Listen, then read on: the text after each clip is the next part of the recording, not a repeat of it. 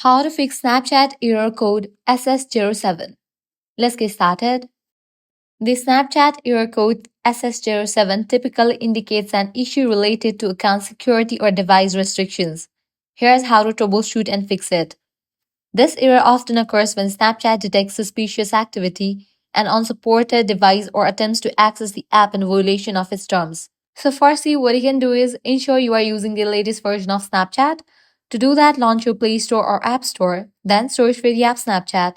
After app appears, if you find the option of update, just click on it and update the app to its latest version. Next up, disconnect to any VPN. For that, launch your settings, then navigate to the option VPN. If you are connected to any VPN, just disconnect to it. Likewise, completely delete your Snapchat app and again reinstall it. Press and hold on the Snapchat app, select the option of delete app, then launch your Play Store or App Store, search for the app Snapchat and install it.